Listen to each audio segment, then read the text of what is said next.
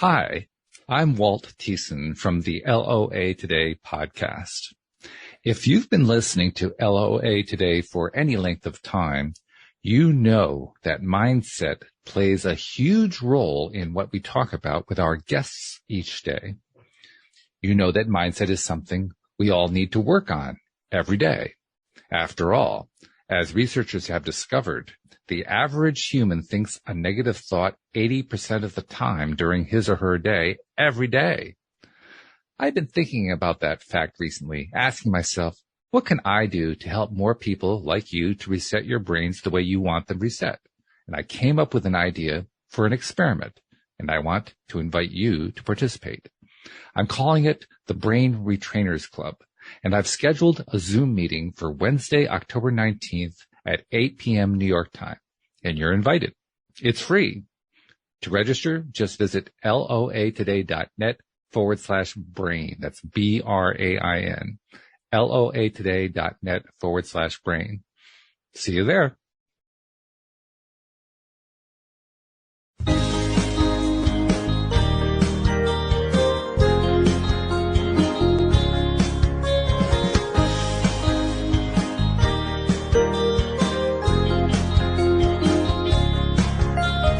Welcome to LOA Today. I'm Walt Thiessen. With me today is longtime listener, poet laureate, and Taya Master Anne-Marie Young. This is your daily dose of happy.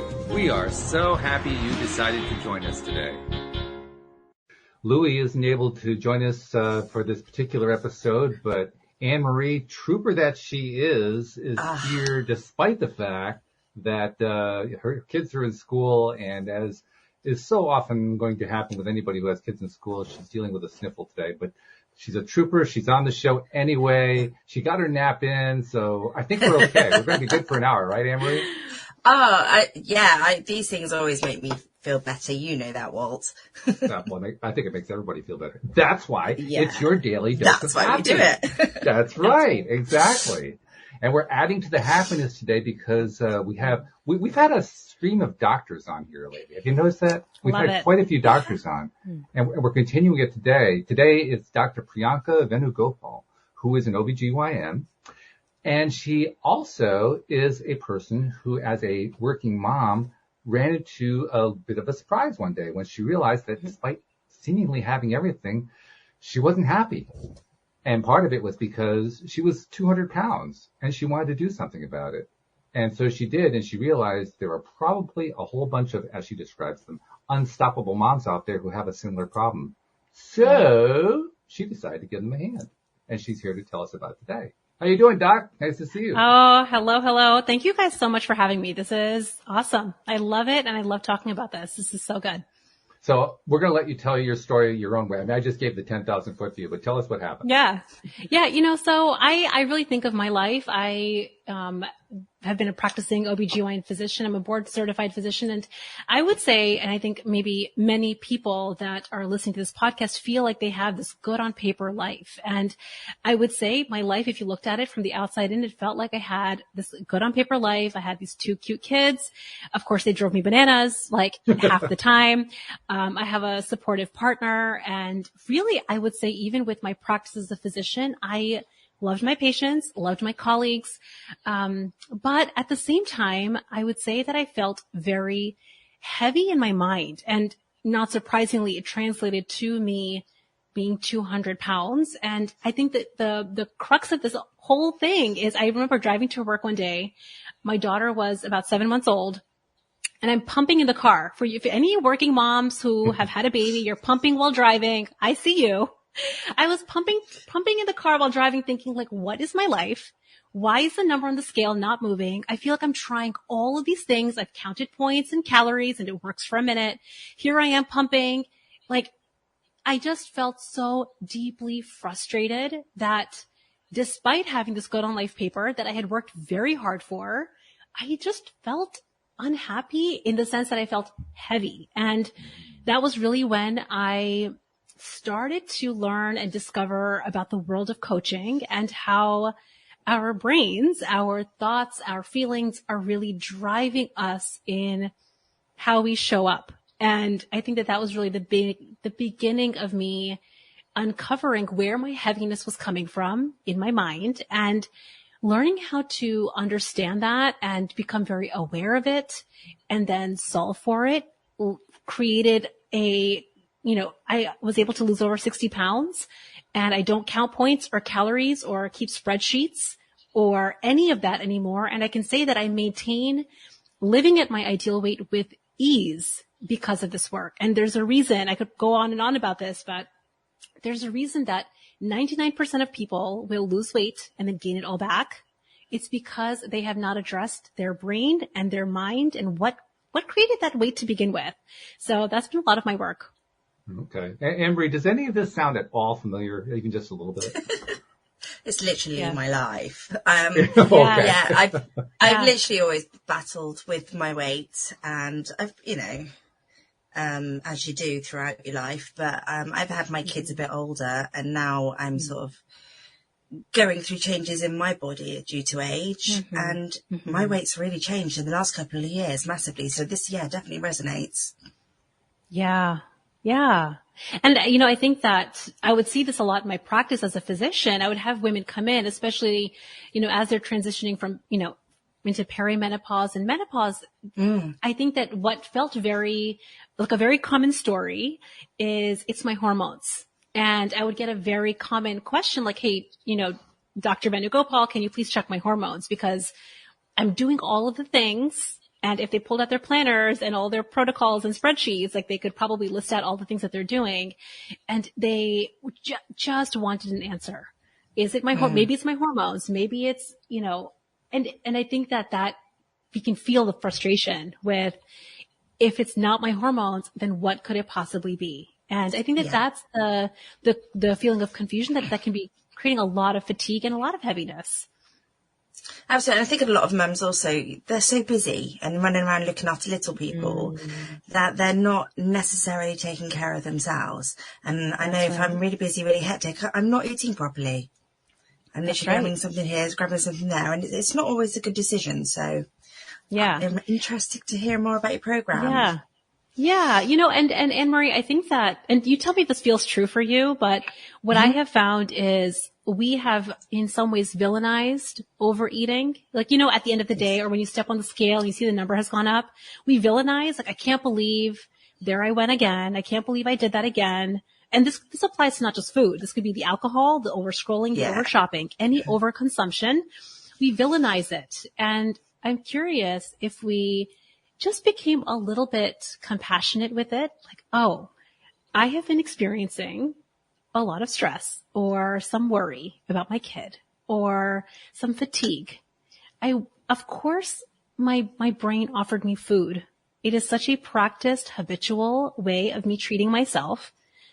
Of course. And I wonder if, we start to shift our relationship from villainizing the behavior to just simply understanding it, how that might start to just open up a little bit of space, right? We don't need big leaps and bounds to the lands of unicorns and fairies, but just a little bit of space and compassion to like, oh, that makes so much sense.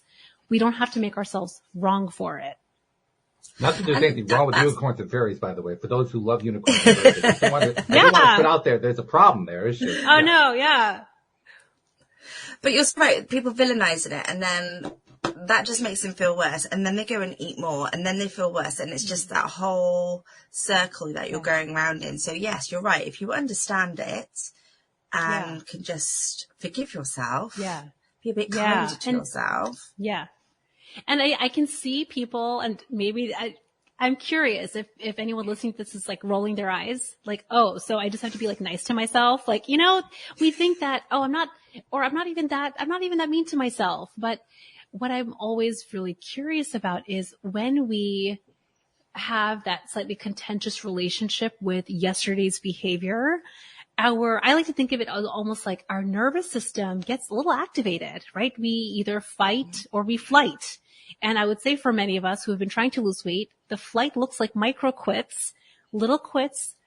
F it today, screw it today, I'll start again tomorrow, or this little one doesn't matter.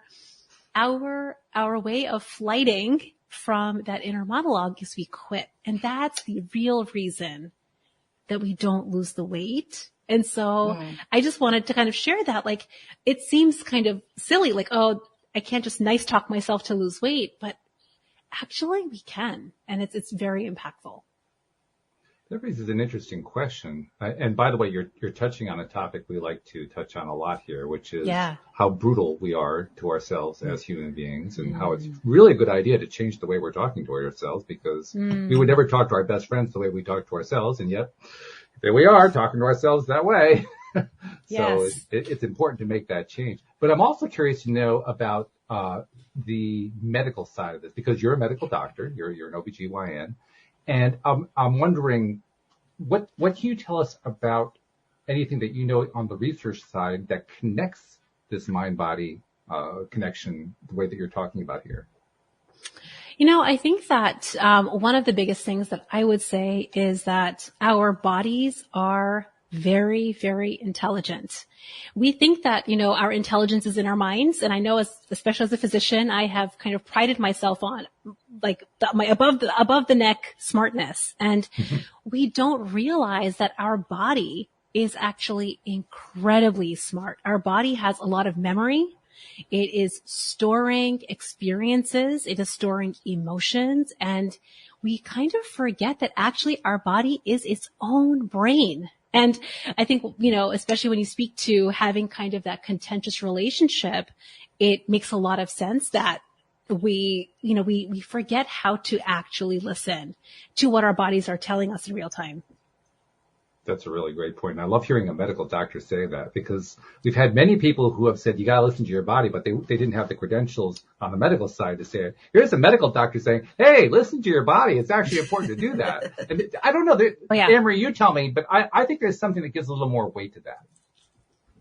Yeah, absolutely. Because I think we're just our own worst enemy, and we beat ourselves up, like you say. And if you're feeling heavy in your mind, you're going to get heavier in your body, surely.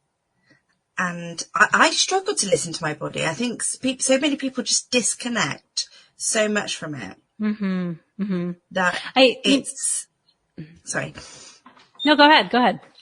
No, I was going to say, you know, that disconnection is trying to get that back, and how to do that. Well, I think that, you know, what is also really interesting on this topic, which is why maybe you're surprised to hear a physician say this, is that so many of us high achieving humans have been trained in every facet of society, in every corner, that we should ignore our bodies. Think about all the times that you've been applauded for holding your pee on a long road, on like a long road trip. Like, oh, good job. You held your, like, we have been trained and rewarded for ignoring our bodies. I can tell you in medical training, absolutely. Like, I would try to squeeze in some French fries in between cases, because it's like, who knows? When's the next time I'm going to get to eat? Like, was I hungry? Who knows? We have just been trained and rewarded for ignoring our body. And I think it makes a lot of sense that we have done that. And now we're just talking about what's the impact of that? What's the long-term impact of that? And maybe we could really decide to create a shift there. Yeah, that's important. That's really good. By the way, Luke, one of the people in the live stream pointed out that your camera isn't working, so I'm not sure if there's anything you can do about that. But yes, I will just to let get you back know. on that. Thank you. Yes. It's not a big deal since it's a podcast and 99% of the people are audio only. It's perfectly fine. But it's just nice for the people in the live stream to be able to see you. Yes, I will get on that. Well, there's something about body language, right? I mean, you can see stuff. Absolutely. So I mean, when the person is talking and the body language is matching what they're saying, it reinforces it. Yes, there's truth coming out here. Not that what you're saying is doubtful. Don't get me wrong, but I'm just saying it just helps. It just helps to have that extra bit of reassurance, so to speak. Now, something I'm curious about here, because so far we've been talking about this in terms of moms, particularly moms dealing with all the stuff involved with momhood, but there are, of course, lots of different people who have weight loss issues or weight issues, depending on how you want to look at it. And I'm going to guess, it's a fairly safe guess, I think, but I'm going to guess that what you're talking about pretty much applies to everybody. I think that, you know, what we're talking about applies to anyone that finds themselves over consuming, and this could be food, alcohol, the scroll, even overworking, any area of your life that you find yourself overdoing, it is coming from something here. It is coming from a deeper need that has been either villainized or ignored or shut down, that absolutely has been solved for decades simply because of this. And yeah, this can apply to anyone. It's not just with food. It's with literally anything you overconsume. And let's be honest, the weight loss industry is a huge industry. It's a multi-billion-dollar industry, and it's got endless numbers of solutions. You listed a few: counting points, counting calories, counting this, counting that, counting just about everything. And when you mentioned spreadsheet, that's where I imagine a lot of people who, first of all, said, "Yeah, I've tried that," and second of all, it didn't work for me. And why am I even listening to even people talking about spreadsheets, because they're a waste of time? I mean, I can just hear those conversations going on in my head. Right? Because there's so much of the stuff out there. So, I mean, that kind of leads to the obvious question. Where did you find the truth in all this? You know, I would say that for me, I have been someone that deeply loves my planner. I love every spreadsheet. If you find a spreadsheet, I have tried it. If you've tried planner apps, I have tried all of it. And what I would say for me is, if that worked, if the planners and the spreadsheets really worked, I think we would have seen results of feeling lighter in our life. And so I can just say, from my experience as a physician, from my experience as a working mom who loves planners and spreadsheets, and from my experience now as a mindset coach that really helps high achieving, ambitious working moms live lighter, I can say that that's just not where the solution is. If it was, I would have loved it, because it would have been much easier for me to check things off of my list and follow my spreadsheet. It would have felt so much easier. It wasn't it. That's it. I mean, if it was that successful, it wouldn't be such a multi-millionaire billion industry, would it? Because people wouldn't have to keep going back to do it. They'd be fixed. That's right. That's right. And I would say time and time again, by the way, it says that my camera is on, so I'm not sure why it's not picking up here, but I'm going to keep playing with it in the background. But what I did want to tell you is, I think that it does work. If you want to count points and calories forever, it will work. It's the reason that, I would lose weight every time I was willing to stick to my spreadsheet, my planner, but I would always gain it back, because we never did the deeper work of actually uncovering what is it here that's leading me to live this heavier life.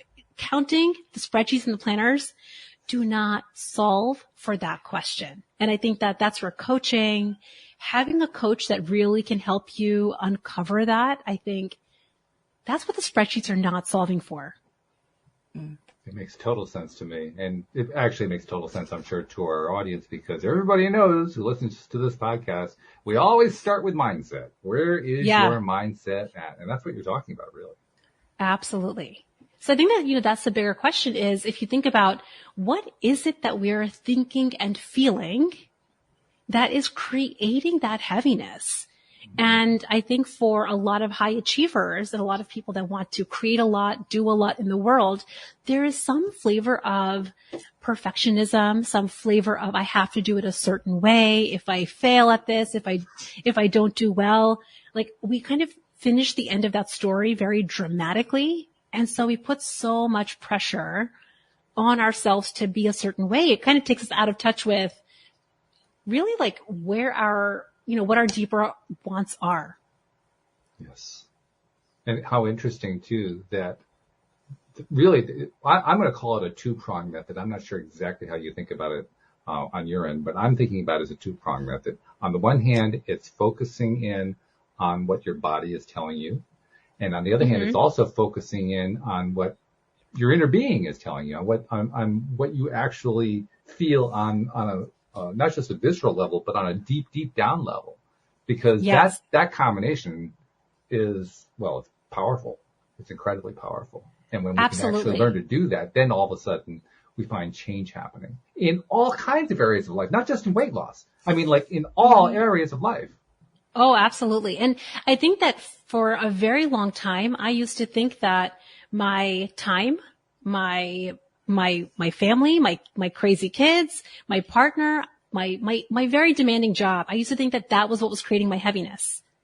If I only had more time, if only my kids were better behaved, if only my partner was more understanding, if only, fill in the blank, if only I had something different, then I would feel better. And that took me completely out of agency, out of ownership over power over my brain, which was what was actually creating the heaviness, right? Like really learning how to identify those thoughts, I think was huge for me.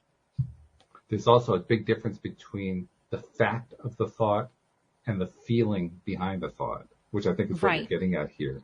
It reminds me of a particular exercise that comes out of Abraham Hicks, which I actually rewrote what they said. They said, wouldn't it be nice if, I changed it to, wouldn't it feel great if? Because if you can fill in the blank with, wouldn't it feel great if, fill in the blank, now all of a sudden you're not thinking about it in terms of what a goal would be or, you know, what an objective would be. You're thinking about it in terms of how wonderful it would feel when you actually got there, which is an entirely different way. Oh, hey, we got your video back there. We're using a totally different camera, but we're here and we're making it work.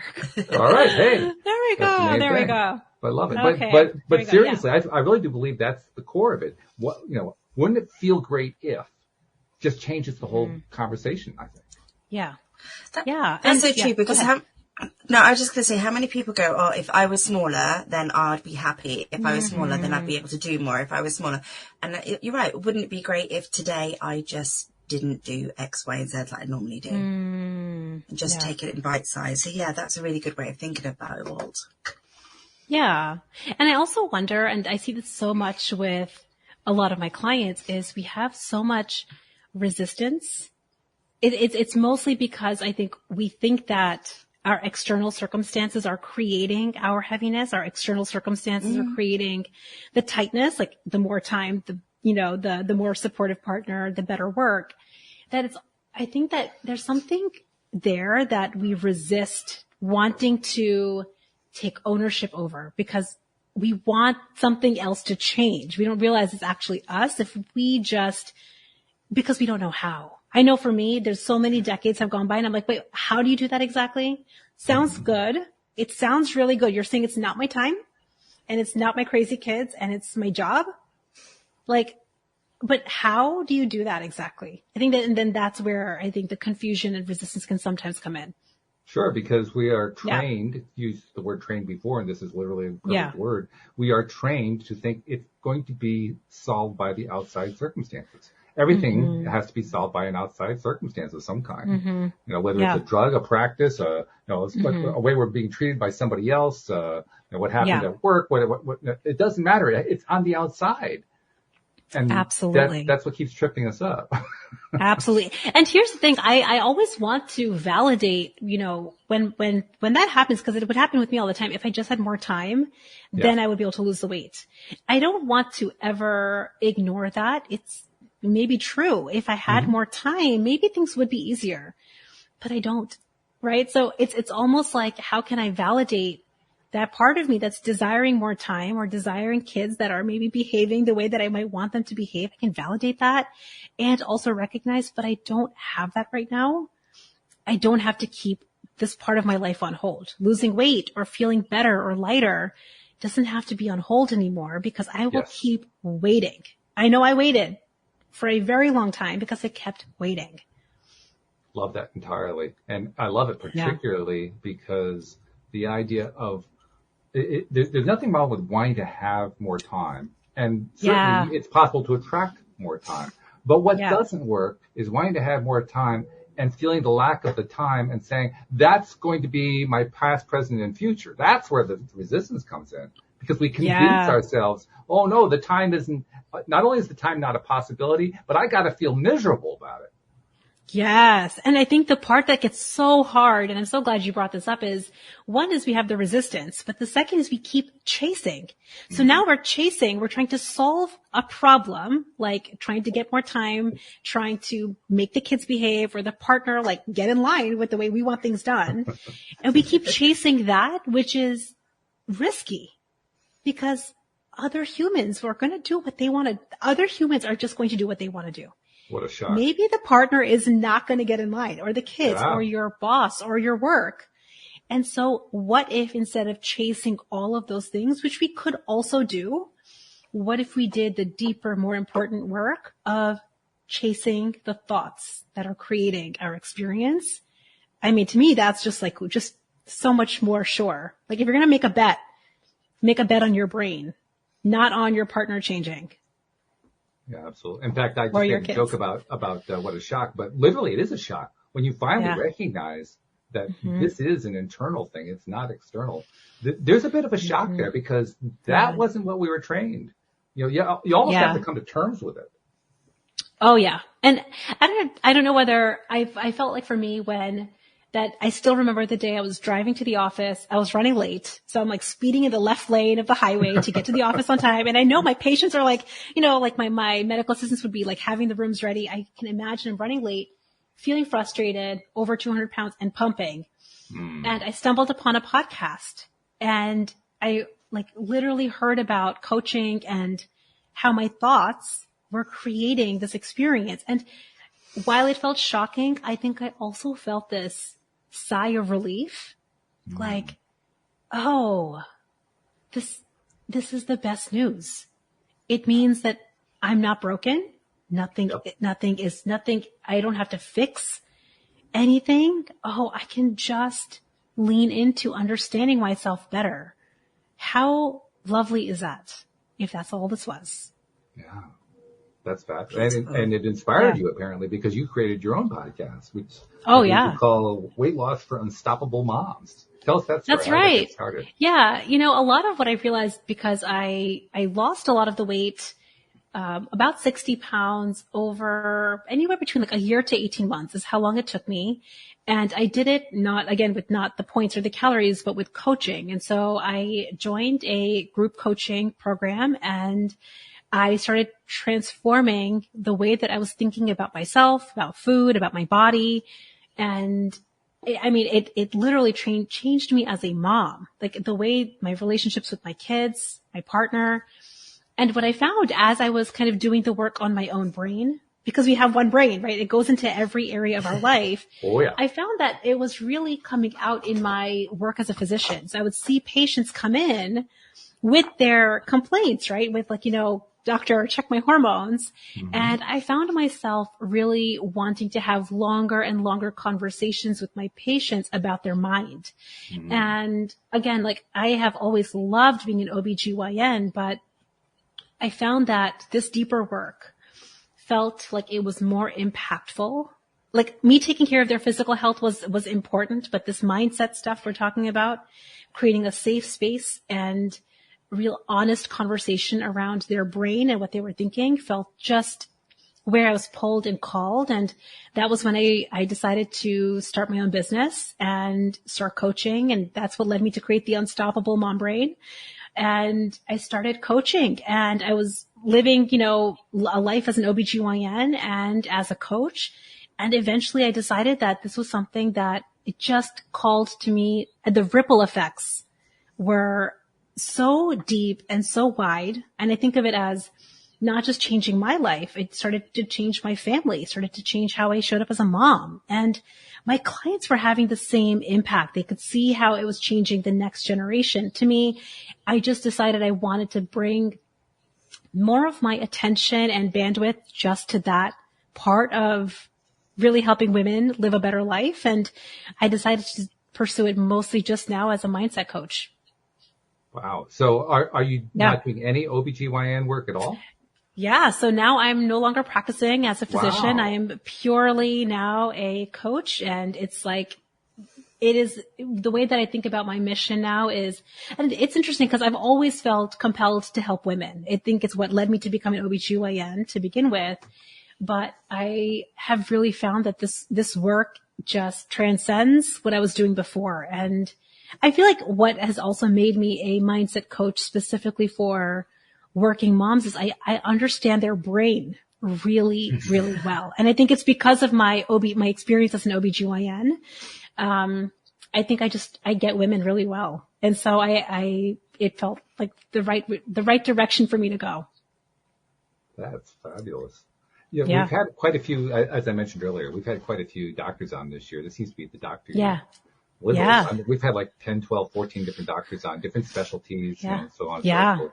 And the one common theme with all of them, the way they expressed it would be different. The way that they would tell their story, of course, would be different because it was a different story in every case. But what it all added up to was what I was trained to do wasn't cutting it. I needed to go somewhere else. And you went completely to somewhere else. Yeah. And I also would just say that, like, it's not that what I was doing before wasn't cutting it. I think and this is actually something that I think is super important, that it is possible for us to use these tools to change our life, but I didn't want to run away from being an OBGYN or from practicing. I think I just felt pulled to do something different. And I think that deciding to do new work from that place feels very different than, I think, what so many physicians are dealing with now is overworking and burnout. It's a real, real problem in this country. And it's not surprising that physicians want to leave, but I also think that, and that's such a valid reason to leave being a physician. But I think for me, for my story, it felt more than me leaving for that reason. It just felt that I was pulled and called to just take a turn, and with the utmost love and respect for what I was doing before. I also believe, and I'm curious to know what your take is on this. Yeah. I believe that this is a trend that's going to continue. In fact, I think it's going to accelerate. More and more physicians are going to, change direction in some ways. Yeah. Some are going to do it more severely than others. And I think it's part of a larger pattern whereby, I mean, let's be honest, the medical establishment has kind of been like this fixed entity, and it'll always just stayed its own way. It's been like this way for like decades. And whenever something just stays in a fixed state like that, it's basically going against nature. It's basically saying, oh no, this must never ever change. And of course we live in a world of change, Right. So I see this as, a lot of people have bemoaned the fact that, the medical establishment is so rigid and so resistant to this kinds of change. And yet here's how the change is happening.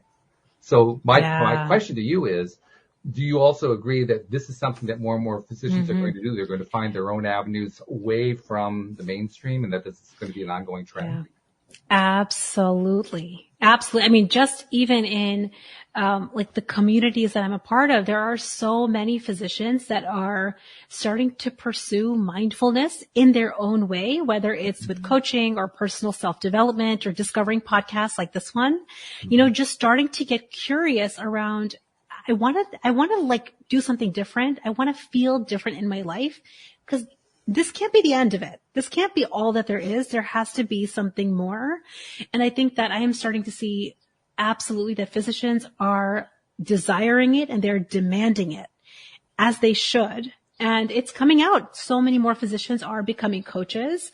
And sometimes I think what's interesting is sometimes, physicians become coaches just for themselves, just because they want to hone the skill of self-coaching and really get into the personal self-development. But so many of them are finding so much fulfillment, I think, like me, in helping other people also discover, where their journeys can take them, and turning them into businesses and using it as a different avenue to pursue, I think, what we all want, which is for other humans to thrive. I want more humans to thrive and not just survive. And I think we're so used to surviving that we have forgotten that there's such a difference. So absolutely. So let's talk about what thriving is. I mean, it's great to hear. We love anything having to do with abundance around here. But when you think about thriving, what does thrive mean to you? I think that the way that I really think about it and the way that I talk about it is there are two areas that our brain can go to. One is survival. And I would say for many of us, we are operating in a low hum of survival mode. A low hum. And it's just like in the background all the time, where you don't even realize that you're in a state of survival. Yeah. And it gets to the point where you don't even recognize that you're in it, because it's like this low buzzing stress in your life all the time. Yeah. And I like to think about like your adrenal glands are just squeezing out a little bit of cortisol all the time. to the point you don't even notice it because it's not, it's not like the lion is in front of you and you're like having like that kind of fight or flight response. It's just a low buzz. So that is just our normal primitive brain. Fight or flight, have to get it right. Better not make any mistakes. We have to figure the kids out. I need more time. It's like the constant state of chasing that we're just used to operating with. So I say that first before I describe what thriving is, because I think it's important to see the dichotomy that our primitive brains are designed to do that. And it's very strong. That reflex to go to fight or flight or operate from the chase is strong. It's normal that we've done it. But thriving to me means creating calm and safety for ourselves to know we don't have to do that anymore. Truly, to even explore what thriving is, which is going to be different for me and for you and for every listener. Thriving is going to be something a little different, but it starts with calming our nervous system to know we are safe. It's okay. There's no lion outside the cave here. Like really to see that, but you would be surprised. Like somebody can look at their spreadsheet going awry and it feels like a lion is outside the cave. Yeah. That's how, yeah. And that's so why I was laughing because I think every one of us can identify with the lion's out there, even though we know it's not out there, but boy, it sure feels like it's out there. That's right. And that's the part, speaking to what we were talking about earlier, that's the part that our body has memorized. Our body as an intelligent brain has memorized your schedule, your spreadsheet, your planner has become like the lion of your life. And it's like just a very memorized relationship. And so not surprisingly, it's just automatically where we go. It doesn't mean that it's right or bad or good. It's no labels. It's just where we're going. And there's an alternative. You mentioned the buzz. I think you called it the cortisol buzz. Oh yeah. Just like imagine, like if you visualize you're like a little cortisol squirting out every minute of every day. Think of what is happening in your body. Just think of it. If you really imagine that. What I was thinking about and what I was wondering is, do you think that is a form of addiction? In other words, are we addicted to that cortisol? We're used to it. We want it. We want to have more of it. And we start basically turning it into an ongoing cycle. Yeah. I think that, being in a state of low buzzing stress is rather than an addiction, I think it's a safety blanket. We're used to the hustle. The hustle feels like very productive and it feels useful. So to me, the cortisol almost feels like a safety blanket, but our mechanism to solve it, overeating, overdrinking, the dopamine hits is addictive. So what we need to do, what we start doing, we're in the hustle, right? We're like going in survival mode. And because it's not sustainable, cortisol literally drives at a chemical level your desire. It drives you. I want you to almost imagine like that spreadsheet or the clock is like a lion. Your brain's like, oh, we need some resources. You better eat. We need resources. There's a reason that we have over hunger and over desire married to the hustle. And it's like the combination of the safety blanket and the addiction that we have to dopamine, which it is absolutely addictive. What you're describing, when you were talking about the relationship between the cortisol and the dopamine, it reminded me of issues dating back to the 1970s when they were so concerned about people who would do speed and depressants, one after the other. It sounded like the same kind of a cycle. It's not identical, but there's a certain similarity going on there. But it feels like that, right? Like it's like you're in the hustle, you're in the grind, and then Friday night, this was me, Friday night. I deserve a break. I've been hustling all week, handling all the things all week, giving to everybody, the patients, the kids, the husband.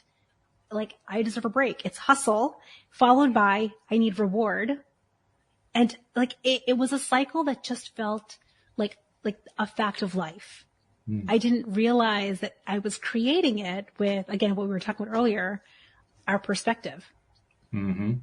Yeah. So it all comes back to perspective. Let's talk about that too, because that's one of my favorite topics. As I've mentioned to many people, Anne-Marie knows this one because I've said this one so many times, but one of the reasons I love doing my podcast, I suspect probably is true for you with yours, is I love the different perspectives of the different guests who come onto the show because I've learned so much from those perspectives. But it took a while to get to that point because I think initially we're all a little bit afraid of different perspectives. And once you begin to realize through, interacting with them that not only are they not something to be afraid of, but they're something that you can learn a lot from, then that your whole perspective about perspective changes. But that perspective thing is a big deal, I think. Yeah. I wonder, and this is something I think that I'm still continuing to explore for myself and work on is, if I'm willing to hear somebody else's perspective and it's different than mine, I think that what maybe we've done is we make ourselves wrong. Like, why would we ever not be open to somebody else's perspective is we think that it's either or. And this is, I think, another very common trait with highly achieving, ambitious working moms is very all or nothing. So it's like either they're right. If they're right, I'm wrong.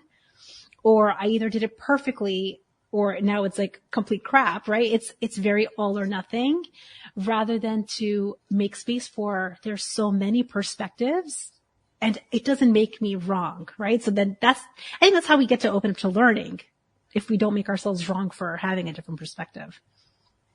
Anne-Marie, I got to ask you, because we've been going through a lot of our favorite topics here with Dr. Venugopal. What of what she's saying is really resonating the most with you?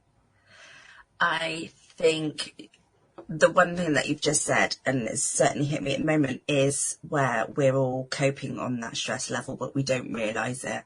So we've all got that cortisol going on. And because we're always thinking about the next thing. And it's a case of like sitting in the moment and, like you say, listening to yourself. What do you want at this moment? And I can totally relate to that because recently I've just been so busy, and I've just taken stock of like what is actually important to me. And actually the high achieving isn't getting me happy, but actually what I've got already makes me very happy. So I think, it's just listening and not going with what people's expectations are, your own even expectations. It's taking stock of what you actually do desire. Yeah, absolutely. And I think what you were just speaking to is like thinking about tomorrow and worrying about tomorrow. It is very familiar and it feels productive. This is, I think, the mistruth of it. And I know because, for the last, I would say, month or two, I have been in my own cycle of worry. I've been thinking a lot about my 7-year-old son. We just moved to a new town, new school, new kids, like new everything. And I found myself really worrying about how is he going to transition? How can I make it easy for him? Really overthinking about a lot of it. And I think the trouble and why it can feel uncomfortable to challenge this is because it felt productive. It felt like all of my thinking about tomorrow is productive. And so the idea of challenging that is very uncomfortable for sure. So how do you challenge it then? I think that a lot of what I talk about and what I talk about on my podcast and what I teach my clients is how to practice constraint. So there's a difference between thinking about tomorrow and strategically planning for tomorrow and researching for tomorrow. So I might think about my son starting school and how do I want to intentionally and strategically plan for it and then constrain that to not an amorphous amount of time that just takes over my life, but constrain it and then catch myself when I find myself thinking about it all the time, to just very gently catching it, oh, that's just you doing the very practice thing you do, which is worrying about your kid who you love. Of course, we've already figured this one out. And knowing that when you've made decisions in advance, when you've planned and constrained, you don't have to keep rehashing. I think that that's where a lot of the worrying comes from. We second guess and rehash and rethink about things that we could already just decide once. So it's kind of a combination of knowing how to constrain, which is a skill, and making what I call them brilliant decisions in advance. It's one of the pillars that I teach my clients. But how do you make brilliant decisions in advance? And then now all you have to do is go love that. You don't ever have to think about it again. You just follow through with what you've already decided. What you're talking about there, I would also think about it as an expression of self-doubt when you feel like you have to keep revisiting it. It's a lack of self-confidence, really. Yeah, I came up with this thing, but I haven't been known to make all kinds of mistakes before, so I'm probably wrong about it. So I better go revisit it again just to be safe. Yeah. Yeah. Like, and think about like our survival brain. That's just our primitive brain, like trying to love us. So we're letting our primitive brain drive the GPS of our car. Like, hey, maybe we should just double check. Maybe we should just make sure. Like, maybe I should just like tell my husband for the 4th time to make sure that he calls the teacher. I mean, I would raise my hand. I have done that. I still do it. And now I can just catch it. Like, oh, that's just me. My survival brain has just taken over my GPS. So I don't have to make the doubt a problem. I think what my work is and what I really talk to my audience about and my clients about is doubt is normal. Not having confidence all the time is normal, but they don't have to drive our GPS anymore. We can make space in the back seat.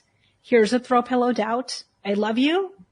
And you're not touching the GPS of my car. Just like I don't let my 3-year-old, she's now 4. I have a 4-year-old daughter. Like, I love her. She is not going to get to touch the shiny screen of my GPS. Like, that's just not happening. So just like, I won't let my 4-year-old daughter drive my GPS. I love her. I'm going to make her very comfortable in the back seat. I can do the same with all of those emotions that are coming from my survival instincts: doubt, insecurity, inadequacy, stress, overwhelm. I can make space for them. They don't have to drive my GPS anymore. Anne-Marie, does that approach work for you?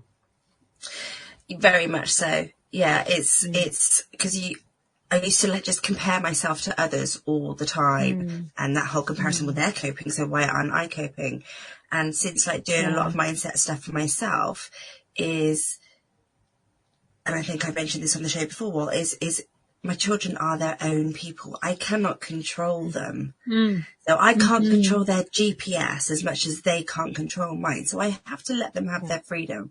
So we're looking at secondary schools at the moment, high schools for my eldest child. I know which one I would love her to go to, but that's not my decision. And I'm not going to stress about that. So it's just releasing and not having to cling on to everything. So I kind of interpret it in the same way as that. Do you find that there's a relief in that release? Massively.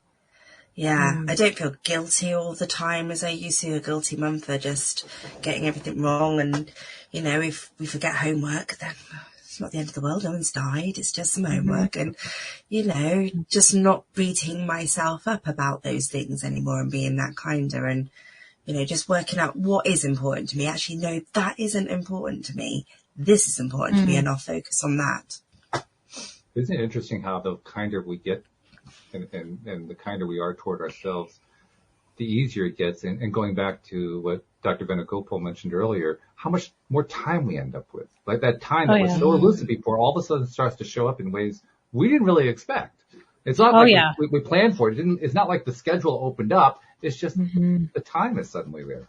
And I think also what's interesting, this is what I hear a lot with, especially with my audience and my clients, is they think if they're kinder to themselves or more compassionate, that all of a sudden they're not going to hit their goals.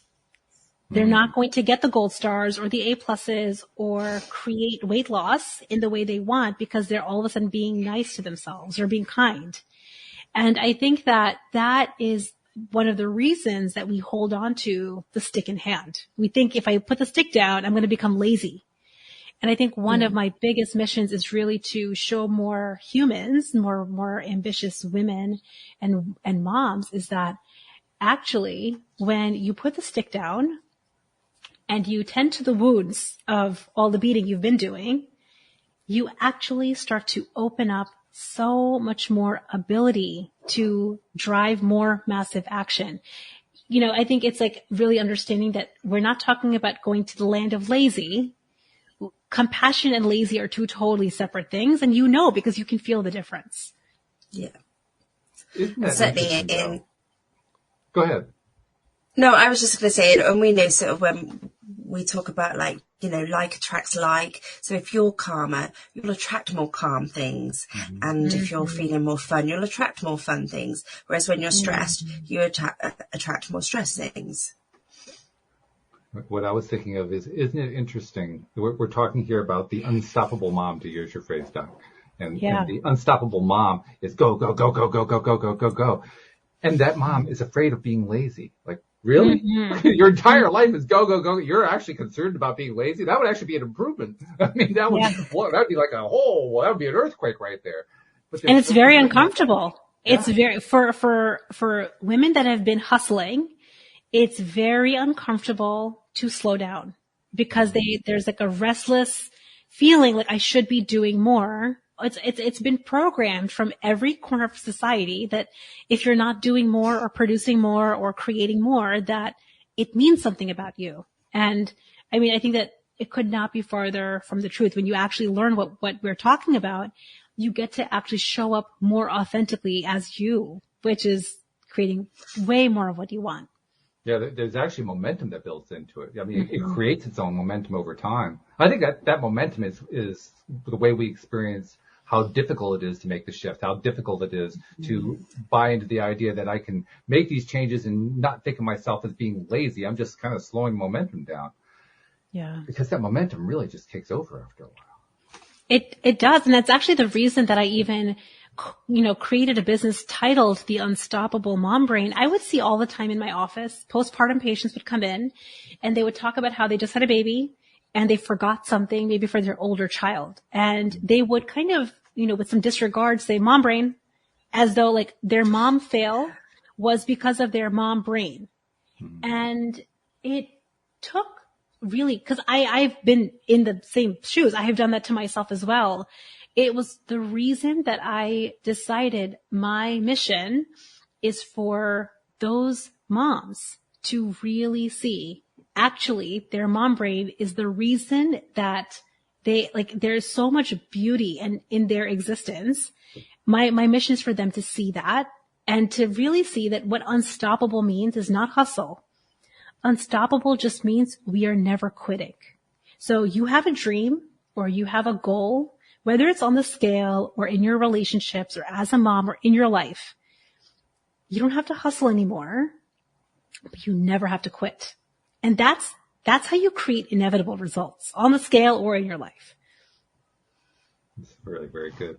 One thing I want to make sure that we bring out here, and I think this is perhaps the best time to do it, just based on what you just said, is you have a little program people can go to your website and just do themselves. So this is for the people who are those go-getters, the ones, okay, I'm going to go get the solution. Here's the solution. I'll go after it right now.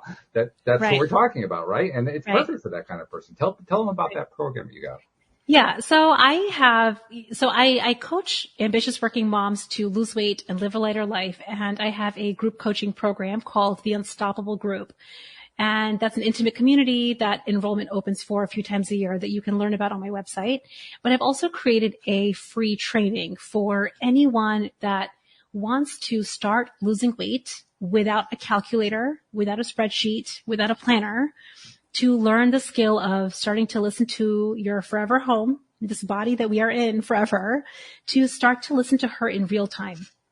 So I've created a free training. It's called the Power Start Weight Loss Guide that you can just go and get started with. As soon as you sign up for it, you'll get a video training from me, and it's accompanied by an email training that teaches you on a day-to-day basis some of the obstacles that might come up for you in implementing. I really think about this training as some of my most powerful tools that I coach my clients with, and you get to access it just from starting the training. And it's pretty simple from what I've seen of it. I mean, you describe it as 3 short videos and some worksheets. And that's about it. Like, whoa, okay.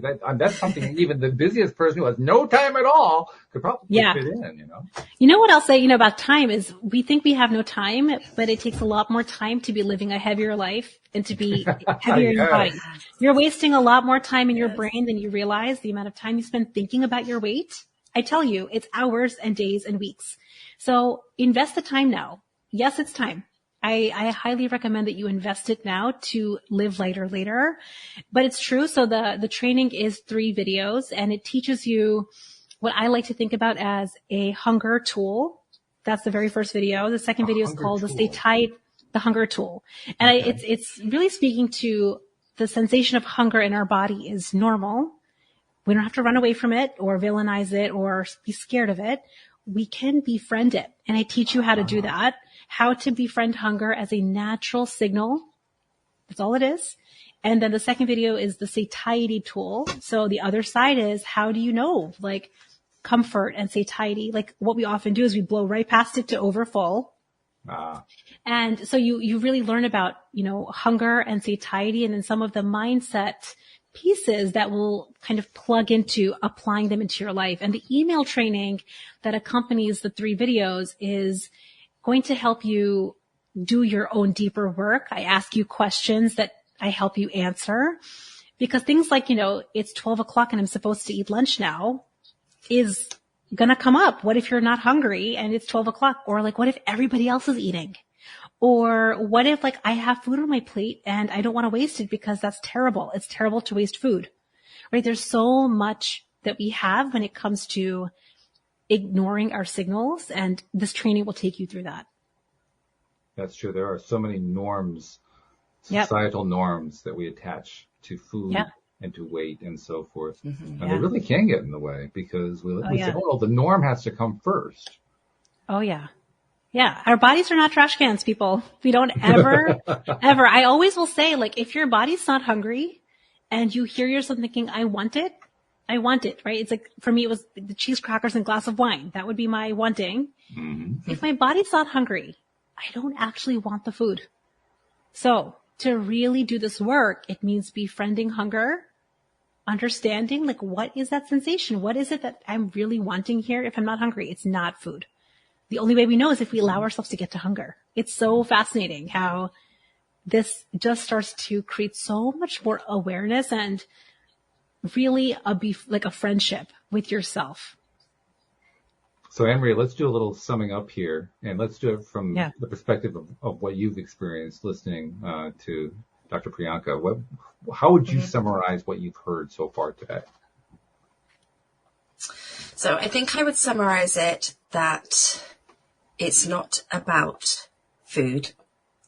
Your weight is about your relationship with yourself. Your relationship is about understanding and getting to know your body, and your health is your own thing. It's not about anybody else. It's not about what anybody else thinks. It's about yourself. How'd you do, Doc? Yeah, I think that you're hitting the nose. You're hitting the nail, because it's a lot about understanding that we have been ignoring our body for a long time. And let's just acknowledge that. And, if it feels available, to apologize to her. Like, I'm so sorry. I'm so sorry that I ignored you, and I'm listening now. And what if we could train our brains and our bodies with something new? It's all that it is we have trained ourselves to ignore, and we could do the work with practice. I think with coaching, with some of these skills and tools that we're talking about, that we can train ourselves to live lighter. Absolutely. And I love it when you said about the lunchtime thing, because like when I go to the office, they serve lunch between a certain time. Yeah. I'm not necessarily hungry that time, but that's the only time you can get food. So you have to do it. And actually, it's so good to challenge your body, is it? Yeah. Absolutely. And there will be always other thoughts there. Like, there will always be like, but what if I don't get food later? Right. So the set of thoughts that we're talking about here, it's like, it's simple, but the reason it's so valuable to put yourself into a coaching container or into a coaching community is because we start to unravel your specific set of thoughts that drive you to eat when you're not hungry. Which is so amazing. And don't be scared of hunger, clearly, because some people aren't they? That's right. It's amazing what drives us. It really is. I presume that the best way for people who might be interested in reaching out to you, Dr. Venugopal, is through your website. Am I guessing right? Yeah, so you can absolutely learn more about me and what I do, the free training, and even my group at theunstoppablemombrain.com. But I highly recommend that you just start listening to the podcast, Weight Loss for Unstoppable Moms. I share a lot on there, and I speak to really what we're talking about, living a lighter life. It starts with your brain, and I teach tangible tools on the podcast as well. So I highly recommend that too. Sounds like a must. item for the list. If you're gonna be a list person, add that to the list. That's something you might put at the top of the list. That's a good one. Yeah, I like that a lot.